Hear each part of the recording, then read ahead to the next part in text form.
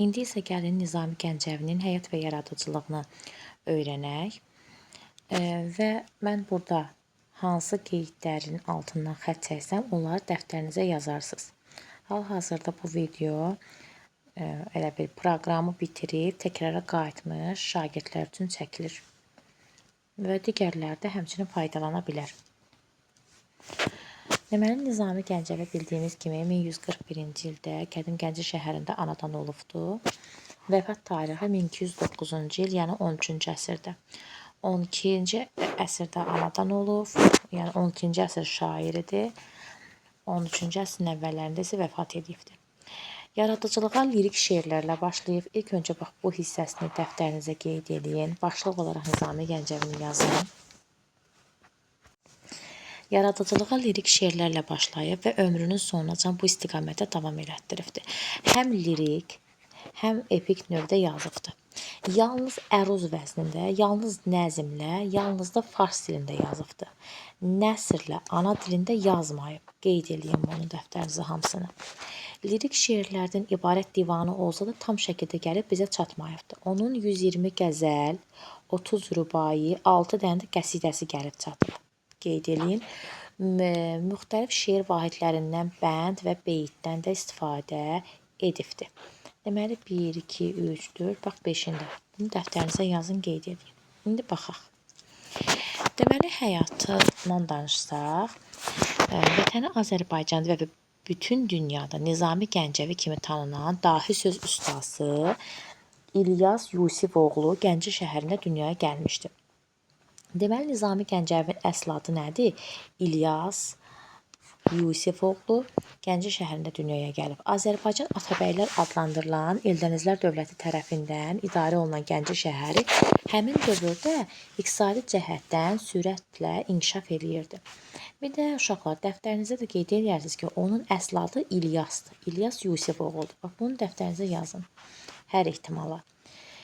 İpək yolunun bu şəhərdən keçməsi də onun iqtisadiyyatının əhəmiyyətli dərəcədə təsir etmiş, mədəni mərkəzə çevrilməsində mühüm rol oynamışdır. Nizami Gəncəvinin həyatı haqqında doğru dürüst məlumatı özünün əsərlərindən almaq olar. Bax, bunu qeyd edin ki, Nizami Gəncəvinin həyatı haqqındakı, yəni doğru düzgün məlumatları özünün əsərlərindən almaq olur. Ömrü boyu Gəncədə yaşayıbdır və Nizami dini, dünyəvi elmləri dərindən mənimsəmiş, dövrünün tanınmış alimlərindən olmuşdu. O, fars, ərəb dillərindən başqa bir sıra digər dilləri də öyrənmiş, dünyasını dəyişənə qədər mütaliəsinə ara verməmişdi. Zəmanəsinin nüfuzlu adamlarından olan dayısı Xacə Ömər onun təlim-tərbiyəsi ilə ciddi məşğul olmuşdu. Qeyd edirsiniz ki, onun deməli, təlim-tərbiyəsi ilə dayısı Xacə Ömər məşğul olur. Hökmdarların himayəsində saraylarda yaşamaqdan imtina edən şair əsərlərində və digər qaynaqlarda məlum olur ki, o humanist, müdrik, gözü tox bir insan kimi sağlığında müasirləri tərəfindən yüksək qiymətləndirilmişdi. Dəftərinizə qeyd edirsiniz ki, Nizami Gəncəvi saraylarda yaşamaqdan imtina etmişdi. Sonra 1209-cu ildə vəfat edən Nizaminin Məhəmməd adlı oğlu olmuşdu. Gəlin indi onun yaradıcılığına nəzər salaq. Yaradıcılığı. O yaradıcılığa əvvəldə də qeyd elədik ki, burada deməli, lirik şeirlərlə başlayıbdır. Qaynaqlarda çoxlu lirik şeirləri olduğu barədə məlumat verilsə də, dövrümüzdə onların çox az qismi bizə gəlib çatıbdır. Sonra tədqiqatçılar bugün Nizamiyə aid bax 120 qəzəl, 30 rübai, 6 qəsidənin üzərində dayanırlar. Onun lirik şeirləri ilə poemalar arasında güclü səsləşmələr mövcuddur. Şairin lirikasında ifadə olunmuş başlıca məsələlər poemalarında geniş bədii həllini tapmışdır. Şairin lirikasında diqqəti ilk cəlb edən insana dərin məhəbbət, onun qüdrətinə inam hissidir. Baxın, bunu qeyd edin dəftərinizə ki, deməli, şairin lirikasında ifadə olunmuş başlıca məsələlər poemalarında geniş bədii həllini tapıb, bir bu. Bir də şairin lirikasında altına xətt çəkərsiniz. Diqqəti ilk cəlb edən insana dərin məhəbbət, onun qüdrətinə inam hissidir. İnsanın gözəlliyini, azalmayan sevgi, ehtirasla vəsf edərək onun xoşbəxtliyini, firavan ömür sürməsini arzulayırdı. Ənənəyə uyğun olaraq o lirik şeirlərində məhəbbət mövzusuna tez-tez müraciət etmiş, sevgisinin ülviliyini, insanı mənən saflaşdırdığını və ucaltdığını yüksək sənətkarlıqla tərənnüm etmişdi. Nizami Gəncəvi 30 il ərzində dünya şöhrəti qazandıran 5 dənə poema yazmışdı.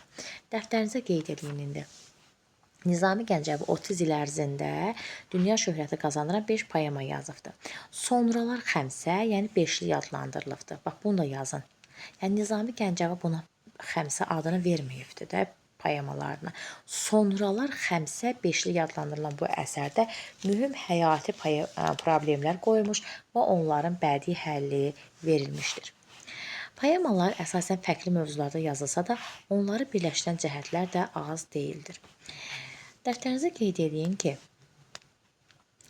baxın, dövlətin ədalətlə idarə edilməsi, xalq və hökmdar, şərə, pisliklərə nifrət, insanın kamilləşməsində məhəbbətin rolu və sair poemaların hər birində bu və ya digər dərəcədə əksini tapmışdı. Bax, bu demək olar ki, bütün poemalarını əks elətdirir. Nizaminin ilk poeması olan Sirlər Xəzinəsi 1174-də qəlama alınıbdı. Onun ictimai fəlsəfi görüşlərini geniş əks etdirən qiymətli sənət əsəri bu günə kimi də maraqla oxunur. Bax, dəftərinizə qeyd edin, onun ilk poeması Sirlər Xəzinəsi 1174. Deməli, poemada toxunulan məsələlər çoxdur.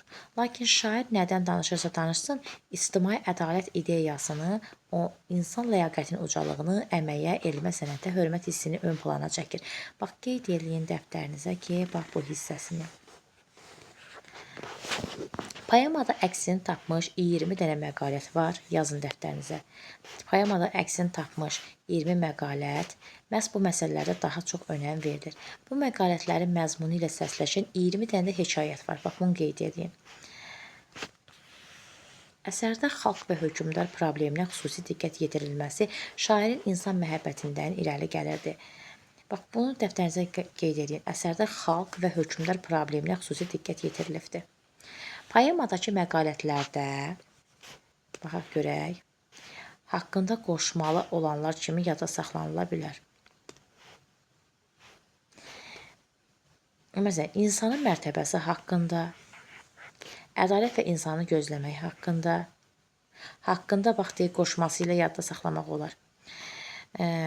Padşahın rəiyyətə qayğı göstərməsi haqqında. Bax, bunlar nədir? Onun məqalətləridir. Bax, yazın dəftərinizə bax, bu məqalətlərin adlarını. Testdə harada haqqında qoşmasını görəndə birinci məqalətdir. Şairin ikinci poeması, əvvəlcə gəlin hekayələrinə də nəzər salaq, onların adlarını yazın, hekayələri. Nuşirvan və Bayquşların söhbəti, Sultan Səncər və Qarı, Zalim Padşahla Zahidin dastanı. İndi, qeyd edin dəftərə ki,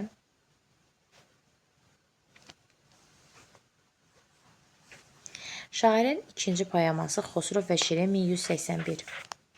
Məhəbbət mövzusundadır, yazın. Sasani şahı Xosrov Pərviz və Azərbaycan gözəli Şirinin sevgisi ilə bağlı əfsanə və rəvayətlər diqqətlə öyrənən, müxtəlif mənbələrdəki natamam məlumatları səbirlə toplayıb təhlil edən şair ölmə sənət əsəri yaradıbdır. Onun adı sevgi dastanı adlandırmaq, onu adi sevgi dastanı adlandırmaq olmaz. Dövrün ictimai, siyasi problemləri, əxlaq, etik qaydaları poemada öz geniş əksini tapmışdır.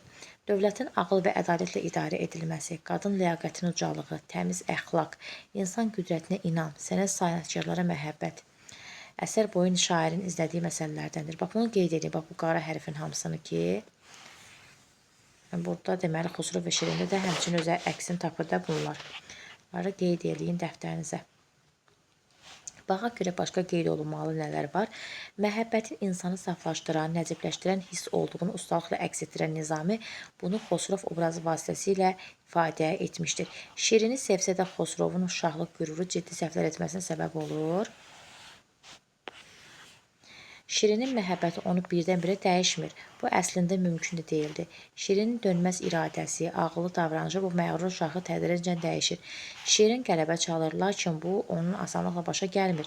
İlk məhəbbətinə ömrü boyu sadiq qalan Şirin təmiz adını, ləyaqətini qoruyur. Xosrovdan bəzən etinasızlıq görsə də ilk və həqiqi sevgisindən üz çevirmir. Xosrovun təbiətindəki qüsurların aradan qalxması üçün böyük əzab-əziyyətlə qatlaşmalı olan Şirin Nizaminin ən çox sevdiyi qəhrəmanlardandır. İndi dəftərinizə qeyd edin.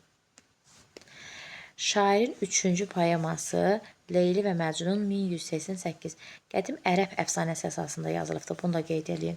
Qədim ərəb əfsanəsi əsasında yazılıbdır fars dilində. Məhəbbət mövzusunda qələmə alınan bu əsər şairə dövrünün bir sıra mühüm problemlərinə münasibət bildirməyə imkan vermişdi. İnsanı sevən, onu mənəvi azadlığını uca tutan Nizami, müasirləri üçün mənəvi puxuğa çevirilən, onları hüquqsuz vəziyyətdə saxlayan adətləri, baxışları qəbul etmirdi. İnsanları, xüsusən qadınları mühit kölə vəziyyətinə salan adətlər, qanunlar güclü olsa da, əsərin qəhrəmanları Leyli və Məcnun bunlara boyun əymək istəmirlər. Bu ağıllı, zəkalı gənclər zəmanənin insanın mənəvi azadlığına, arzu və istəklərinə qələm çəkən tələblərinə tabe olmadıqlarına görə xoşbəxt ola bilmirlər. Onlar məhv olsalar da məğlub olmur, mənəvi qələbə çalırlar. Bu qələbəni alqışlayan Nizami onların eşqini örnək kimi dəyərləndirir. İndi dəftərinizə yazın. Nizaminin 7 gözəl 1197 poemasında yaradıcılıq ənənəsinə sadiq qalmış ictimai problemlərə, insan talelərinə təsvirinə xüsusi diqqət yetirmişdi. Qeyd edin indi, bax qeyddə. Ölkə necə idarə olunmalıdır? Ölkədə bütün insanları əhatə edən ədalət necə qorunmalıdır kimi bütün zamanlar üçün vacib olan suallara tutarlı bu poemada cavab verilmişdi. Əsərin mövzusu Sasani Şah Bəhramgurun həyatı ilə bağlıdır. Buna qeyd edin. Qeyd edin bunda. Lakin şairin məqsədi Bəhram Şahın həyatını nəzmə çəkmək olmamışdı. Şairin məqsədi öz arzu və istəklərinə uyğun obraz yaratmaq, onun vasitəsilə zamanə hökmdarlarına yol göstərmək olmuşdu. Bax, bu hissəsini hamısını qeyd edin dəftərinizə. Şair öz qəhrəmanını bir insan və hökmdar kimi çətin sınaqlardan keçirir. Aydınlaşır ki, hökmdarlıq çox ağır, çətin bir iş olub, böyük məsuliyyət tələb edir. Xalq və dövlət üçün cavabdeh olan şəxs, hökmdar öz vəzifə borcunu bir anda olsa unutmamalı, laqeydliyə, becaniyəliyə yol verməməlidir. Dövlət işlərini başqalarına etibar etmək olmaz. Bu, böyük fəlakətə səbəb ola bilər. Poemada 7 gözəlin danışdığı hekayələrin demək olar hamısında xeyrin şər üzərində qələbəsi vurğulanır. Bax, bu hissəsində qeyd edərsiniz. Nizami Gəncəvinin sonuncu poeması İskəndərnamədir ki, 1203-cü ildə tamamlanmışdır. Əsər 2 hissədən ibarətdir. Poemanın qəhrəmanı İskəndərin apardığı müharibələri, haqqı, ədaləti bərqərar etmək üçün göstərdiyi səyləri əhatə edən birinci hissə Şərəfnamə, İqbalnamədə isə ikinci hissəsi həyat, insan cəmiyyətdəki yeri, vəzifələri və barədə şairin elmi, fəlsəfi düşüncələri öz əksini tapmışdır. İskəndərnamə poemasında sizlə bir yerdə oxuyub, təhlil etmişik, bir daha da edərik.